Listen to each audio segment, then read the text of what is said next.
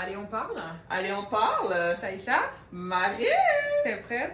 Alors, pour une autre discussion aujourd'hui, Eh mon Dieu, il commence à faire froid, hein? Oh, c'est bienvenue au Québec, guys. Bienvenue à Montréal. ça rentre dans Tout toutes le les corps. entrailles de mes os. D'ailleurs, les entrailles, c'est déjà les os, mais là, ça rentre dans les entrailles de mes os. C'est comme inside of us. Oh, jeez. Mais on a un petit thé. Un Ouais, petit un thé petit pour thé. réchauffer notre corps. Il fait froid, il fait froid, il fait froid. Donc aujourd'hui, on s'est dit qu'on allait faire un petit quelque chose de différent. Ouais, je pense qu'on va dire quoi de neuf? Quoi de neuf? Alors, je pense qu'une fois de temps en temps, comme on va avoir des concepts de vidéos où est-ce qu'on va avoir un sujet bien précis, puis aussi on s'est dit qu'une fois de temps en temps, on allait freestyler ça, puis que ça allait être vraiment un quoi de neuf. On va parler de la vie actuelle, se poser des questions mutuelles, c'est-à-dire qu'est-ce qui se passe en ce moment? Parce que oui, bon, c'est bien de parler de sujets topiques, Mhm. d'avoir des sujets bien précis, mais des fois, en passant à ce qui se passe, en passant à travers ce qui se passe aujourd'hui, maintenant, là, tout de suite, on peut soulever des problématiques dans le présent. Puis des fois qui peuvent directement Avec des solutions. vous refléter peut-être dans ce que vous vivez. Fait qu'on se dit, c'est une bonne façon d'être vraiment en connexion directe avec vous. Puis aussi en connexion directe entre nous. Oui, parce que d'habitude, en réalité, pour être honnête avec vous, c'est souvent l'échange qu'on a. Le quoi de neuf, là, c'est le everyday basis de Taïcha et Marielle. Donc, dans le fond, ça va être peut-être un petit peu plus naturel, dans le fond. Oui, puis un peu plus personnel Ouais, qui va refléter vraiment ce qui est de nous, là, en gros. de ce qu'il y a dans notre tête. Ouais, ouais. So, moi, je vais commencer par te poser la question. Moi, je vais me mettre confortable aujourd'hui. Dernièrement, j'ai eu une opération, donc je suis un petit peu... Mal en point. Oui, mal en point. J'essaie de me mettre confortable. Parfait. Mais vas-y. Quoi de Moi, neuf? j'ai envie de te poser la question. En ce moment-là, qu'est-ce qui te tracasse ou qui te picote le plus? Ah, je pourrais tellement énumérer une liste, mais pour le vrai, Mais vraiment deep deep down. down, là. Si on va aller deep down, qu'est-ce qui te trigger, là, que t'es comme, oh mon Dieu, ça devient vraiment une étape de ma vie où je trouve ça vraiment dur. Et voilà, toutes les problématiques que ça soulève chez toi, les émotions et tout. moi je dirais que je pourrais parler de finances, mais ça je pense qu'on le vit tous. Tu sais, dans le sens que je pense pas que c'est la. Je pense La pas. récession est Ouais, dure. exactement. Je pense que, tu sais, je pense que chacun d'entre nous, peu importe le degré financier dans lequel on est, je pense qu'on vit financièrement des différences. Fait que, tu sais, des difficultés où est-ce que je suis comme. It's not the deepest Ouais, thing. parce que la récession est dure en ce moment, les prix ont augmenté un peu partout. Ouais. Donc, the two jobs, it's pretty much every people like 60 hours a week. Ouais, puis je pense que même pour Ouais, un c'est entrepreneur ça. où est-ce que qui fait plus d'argent, mais va quand même le ressentir d'une certaine façon. Ben aussi. oui, parce que en fait, le pouvoir d'achat a littéralement baissé. Exactement, n'est pas le même. Non, mais c'est pas le même là. Alors, pour être plus précise, donc, je dirais comment moi je me sens ou qu'est-ce qui me trigger ou peu importe comment on voudrait le nommer. Moi, je dirais vraiment c'est le loneliness. You know, this thing that quand on peut être entouré de personnes qu'on aime, tu sais, j'ai des toits, j'ai d'autres amis, etc. Mais de sentir qu'on est seul à l'intérieur de nous. Puis que moi, parce que moi, vous savez, Ok, mais c'est quoi les émotions? Ça Mais vient c'est- chercher chez toi. c'est exact. Fait que, tu sais, au niveau des émotions, je pense que c'est la tristesse. Tu sais, je dirais la tristesse. Puis aussi un manque de. Pas un sentiment de non-accomplissement, j'ai envie de dire, parce que. Ok, mais moi là tu me parles de non-accomplissement. Ouais. Je veux que tu touches exactement à ce que. Ok, c'est quoi ce non-accomplissement que tu amènes là en ce moment? Est-ce que non-accomplissement par rapport à quoi? Le loneliness par rapport relationnel? Mais je dirais le Ou loneliness. pas accompli au niveau professionnel? Ou je sais pas, qu'est-ce que tu veux amener dans ce point-là? Dans le loneliness, tu sais, dans le fond, dans la solitude, le sentiment de solitude, tu sais, je pense que c'est vraiment au niveau relationnel. Dans ce sens où est-ce que, premièrement, on a cette pression sociale souvent de, tu sais, je suis dans la trentaine, donc pour moi, de pas avoir un copain dans ma vie, je pense que c'est quelque chose que je trouve très difficile, surtout que dans ma conception à moi, quand j'étais plus jeune, c'était à 28 ans, je suis mariée. En fait, à 26 ans, je suis mariée. À 28 ans, j'ai mes enfants. Ok. Fait Donc que, moi, tu sais- je vais te poser une question un peu pour que les gens comprennent. tu t'es pas encore mariée. Non. Ok, est-ce que tu as des enfants? Non. Ok, Non, parfait. c'est ça, exactement. Ben, bien sûr, moi je suis au courant, mais je veux juste que vous sachiez un peu la personne. Non, mais en même temps, c'est pour ça que je dis 26 ans, je serais mariée, 28, j'aurais eu des enfants, clairement, c'est ça. Ouais. Tu sais, j'en ai pas, mais tu sais, fait que je pense que pour moi, ce côté-là, où est-ce que j'ai pas accompli cette partie-là, je la trouve difficile. Et aussi, de ne pas avoir quelqu'un, je trouve ça difficile. Puis tu sais, souvent, on va entendre cette phrase cliché de oh, ouais, mais tu sais, tu devrais apprendre à vivre avec toi-même, remplis-toi. Tu sais, toutes les phrases qu'on peut entendre, que ce soit sur les réseaux, que ce soit même des fois nos amis qui vont nous dire you need to be whole with yourself first. Ouais, c'est tout beau, Do tout you ça. agree with that? Est-ce que tu es d'accord avec ça? Parce que Mais- moi, je vais te dire personnellement ce que j'en pense, ok? Mhm. Je vais te couper là, t'arrêter là. C'est bien Je vais correct. te dire ce que j'en pense un peu. Ok, aujourd'hui, on vit aussi dans une société qui est très individualiste. Hein. Je ne vais pas aller dans les grosses lignes et vous faire un topo psychologique.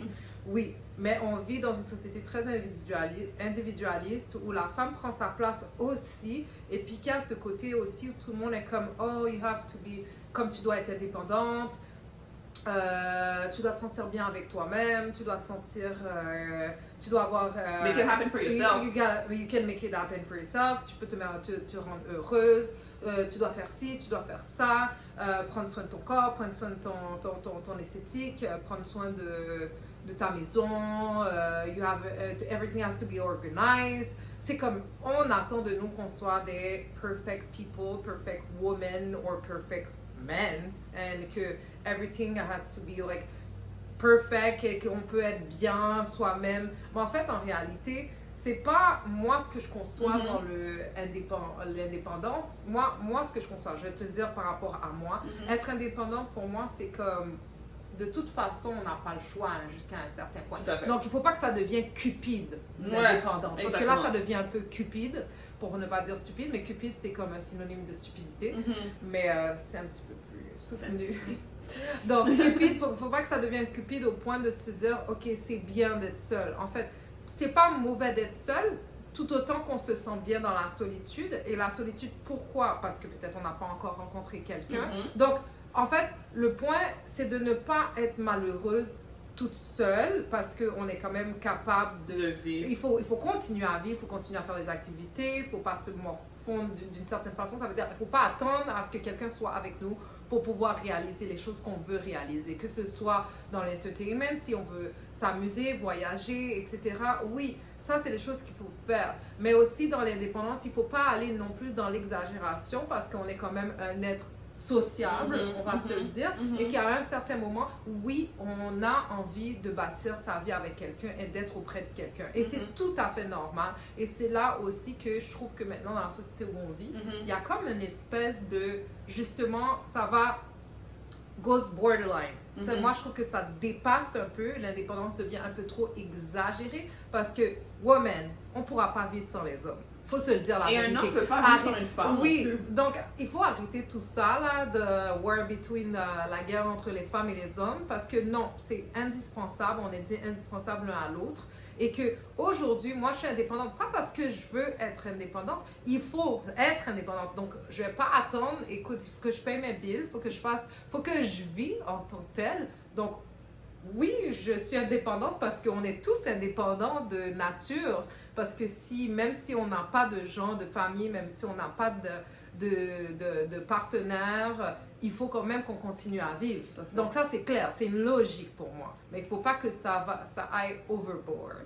Mais là, je veux que tu continues parce que je veux que tu m'expliques dans le fond, dans le sentiment d'indépendance que tu vis là maintenant, c'est quoi qui vient profondément mais moi, pour de vrai, t'affecter? Moi, je vais être honnête, puis moi, je l'ai toujours dit, moi, je ne conçois pas la vie seule. Dans le sens que, pour moi, là, puis quand je dis la vie seule, on s'entend là, j'ai des amis, j'ai ma famille, etc. Moi, je parle vraiment de, je ne conçois pas la vie seule sans partenaire de vie. Parce que moi, j'y crois pas à cette vie sans partenaire. Puis, je pense que tu l'as bien défini pour bien des choses. Premièrement, je vais référer. T'sais, moi, vous savez, je pense que j'avais dit dans une des premières vidéos, mais je vais référer un peu au concept de la Bible où est-ce que quand Dieu a créé justement Adam, après ça, il a dit, je veux pas que tu sois seul, je vais te créer Ève. Tu comprends? Fait que moi, je parle de ce concept déjà en partant parce que la vie n'a pas été créée pour que l'être humain soit seul et la vie n'a pas été créée pour qu'un homme ou une femme soit dans une vie sans partenaire. Ok? Fait que moi, j'y crois pas à ça. Puis je pense que dans la vie, it's a dream, like team is a dream work. Tu sais, dans le fond, on a besoin d'un partenaire pour avoir une complicité dans le quotidien. Et étant donné que, puis là, je parle vraiment d'une façon très générale, où est-ce qu'on s'entend que dans la vie, toi, tu fais ta vie, tu as tes affaires, tu as ton petit quotidien à toi. X, Y, on sont dans leur vie, dans leur petit quotidien à toi. Donc, je peux pas non plus constamment vouloir faire « Oh, mais là, Manu, on va faire quoi ce soir? On va-tu quelque part? » Emmener, toi aussi, tu as ta vie techniquement. Là, c'est sûr que nous, on est tous les deux célibataires, on pourrait. Mais dans les faits, c'est que on n'a pas le même mode de vie. Tu as tes enfants, tu prends soin de tes enfants, tu as ta routine avec tes filles. Mais versus où est-ce que moi, je suis tout seul. Tu sais, fait que c'est là où est-ce que je trouve ça difficile, où est-ce que moi, je veux pas non plus m'imposer dans le quotidien des autres, parce que chacun d'entre nous, on a notre vie quotidienne. C'est pour ça que je pense que dans le quotidien, c'est là où est-ce que le partenaire, je pense qu'il a toute son essence, parce qu'on vit avec cette personne, et finalement, quand on crée notre propre famille, tu comprends ce que je veux dire? Ouais. La chaîne est que t'es avec tes parents. C'est comme on crée une meute. Exactement, t'es avec ta famille. Une maison, un home. Oui, après ça, genre, tu vieillis et tu finis par créer toi-même ta propre famille. Et c'est là où est-ce que moi, je suis comme, ok, c'est difficile. Et tu vois, j'ai une cousine aussi qui vit la même chose, puis une fois, je lui parlais, puis elle était comme, c'est comme, ouais, mais oui, c'est beau, tu fais des activités, mais tu te rends compte que tu n'as jamais vraiment ta place. Parce que elle a ses activités, ouais, mais tu peux venir à la maison, il n'y a pas de problème. Mais tu sais, j'ai mes enfants et tout, on n'est pas dans le même train de vie, on n'est pas dans le même beat. Puis c'est correct, mais c'est juste que ça devient difficile, ça devient où est-ce qu'on se sent seul. Fait que même si on est entouré, mais on se sent seul pareil. Parce qu'on n'est pas en train de vivre la même complicité dans le day-to-day. Et je ne peux pas non plus t'imposer ou imposer à n'importe quel ami ma présence constante quand dans le fond, ils sont parce que moi, tous mes amis ont des enfants, fait que vous êtes dans un autre moulage. Ok. Et est-ce que tu sens aussi qu'il y a un clock ticking? Comme est-ce que tu te sens pressurisé parce que par rapport à ton âge, tu te dis, oh mon Dieu, j'ai 30 ans, puis tu sais, il me reste pas beaucoup de temps, tu sais, c'est comme les femmes aussi, on a un certain âge auquel, tu sais, c'est de plus en plus difficile aussi pour avoir des enfants parce que c'est à risque. Tout à fait. Puis, tu sais, comme je disais, dans trentaine, puis, tu sais, on a eu un sujet dans un moment où est-ce qu'on a parlé de la libido. Ouais. Puis, puis ça m'a fait penser, ok, là, je disais, mais c'est tellement fou, regardez, là, on est là comme, oh ouais, c'est une pression sociétale, on se met une pression sociétale de se dire comme quoi que nous, la femme, on doit concevoir avant un certain âge. Ouais. Là, je suis comme, est-ce réellement une pression sociétale? Parce que si, justement, comme on avait la discussion, puis vous allez comprendre où est-ce que je m'en viens, on avait une discussion où est-ce que le corps lui-même, arrivé à un certain âge, la libido est en chute. Elle est dans la descente. Okay. Tu comprends? Et ça témoigne de comment notre corps, arrivé à un certain âge, n'est plus dans le mode de concevoir. Wow. C'est pas parce que... Parce que c'est naturellement, physiologiquement parlant. C'est ça. Comme puis, moi, je le sens. Écoute, aujourd'hui, j'ai 35 ans, puis de plus en plus... c'est pas que ma libido est descend, là, dans le sens que, comme, bon, c'est comme libido, je suis dans ma préménopause, etc. Et encore, dans la ménopause, encore, les femmes, des fois, ont des regains de libido. Donc, mais je sais qu'il y a chez moi, physiquement, un déclin qui fait que j'ai plus de urge, comme on dit, et le besoin de, comme je vais le dire comme ça, mais m'accoupler alors. Pas m'accoupler, mais dans ta peau, tu ressens plus le besoin. En fait, pas m'accoupler, mais comme. Tu ressens pas nécessairement. Ok, dans le fond, ce que tu voulais dire la dernière fois, comme. C'est que le besoin que tu vas sentir. La connectivité et le besoin physiologique de la femme qu'elle a n'est plus au niveau sexuel. N'est plus au niveau sexuel. Mais encore plus précis. Mais encore plus précis. Et encore parce que pour la production, tu sais, comme pour te dire, j'ai envie d'avoir un enfant. Tu sais, plus tu es jeune, plus la fièvre, elle est là, plus il y a l'envie qui est là. Puis tu sens que tu dois le faire. Puis je sens que depuis que j'ai passé la barre du 35 ans, là, et puis un petit peu avant ça, j'ai commencé à déjà sentir que the urge to be with someone, to have kids and everything. Et j'ai déjà des enfants, mais ça veut rien dire. Il y a des femmes encore qui veulent avoir des enfants malgré tout. Moi, j'ai fait un choix de vouloir des enfants. Mais je sens que physiquement parlant, ce n'est plus l'objectif que j'ai. Dans le fond, je suis plus dans un stade où j'ai envie de connecter intellectuellement avec des gens. Mais c'est ça, puis tu sais, pour ça on avait parlé la dernière fois, puis je dirais c'est la même chose pour moi. J'ai envie de connecter très intellectuellement, puis justement, où est-ce que j'étais dans un high, où est-ce, jusqu'à tout récemment, où est-ce que je ressentais le besoin d'avoir une relation sexuelle, de sentir je veux sentir la chaleur, mais je ressens plus le besoin de justement... chemistry, mais je ressens pas le besoin d'avoir une relation sexuelle à l'état pur, où est-ce qu'on parle de coït. Mais je ressens par contre le besoin d'avoir une intimité avec la personne. Parce que moi, je fais vraiment une totalement distinction. Intimité, relation sexuelle, on est dans deux choses. Donc l'intimité ne veut pas dire relation sexuelle, tu comprends? Oui, parce qu'on peut être intime avec des amis, puis on ne faut pas penser que c'est sexuel. Mais c'est sûr que ça englobe le tout, l'intimité. Oui. Mais ça... C'est comme la sexualité fait partie de l'intimité. Exactement. Mais c'est pas tout dans l'intimité. C'est pas tout, exactement. Je veux dire, on peut être intime. Oui, alors le besoin d'intimité chez moi est là, ok, comme je peux le sentir avec toi, la solitude, parce que moi je suis mère monoparentale et j'ai divorcé depuis déjà, écoute, ça fait 6 ans, 7 ans que je suis célibataire. Donc oui, le besoin d'intimité, je le sens, et encore, c'est le besoin d'intimité, de moins en moins il est moins physique. De moins en moins physique dans le sens qu'il est moins en moins sexuel, parce que je sens qu'il y a comme une descente chez moi, parce que c'est beaucoup plus profond ce que je veux vivre avec la personne. Plus profond dans le sens plus intellectuel, plus, tu sais, les câlins, la chaleur humaine, c'est beaucoup plus ça que je vis en ce moment.